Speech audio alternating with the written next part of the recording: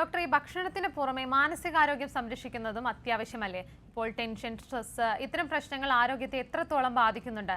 കൃത്യമായ ഉറക്കത്തിന്റെ ആവശ്യകത എത്രത്തോളമാണ്?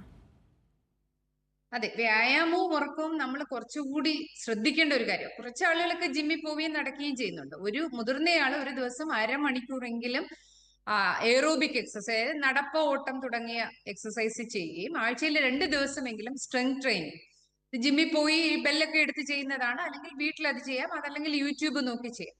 എക്സസൈസ് ചെയ്തേ മതിയാവും. അത് വീടിനകത്താണെങ്കിലും നമുക്ക് അതുകൊണ്ടാണ് പുതിയ സ്റ്റേഡിയങ്ങളും വാക്ക് വേകളും ഫുട്പാത്ത് അല്ലെങ്കിൽ നടക്കാൻ പറ്റുന്ന വഴികളും ഒക്കെ വരേണ്ടത്, പഞ്ചായത്തുകളും ഒക്കെ ആ ഒരു രീതിയിലേക്ക് വരേണ്ടത്.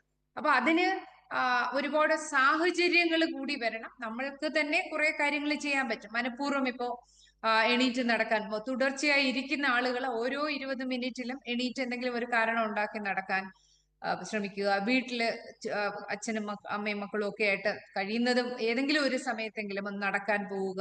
അതുപോലെ തന്നെ ഒന്നിച്ചു നിന്ന് ഒരു ഡാൻസോ സുംബയോ ഏതെങ്കിലും ഒരു ഫിസിക്കൽ ആക്ടിവിറ്റി ചെയ്യാൻ ശ്രമിക്കുക എന്നുള്ളത്.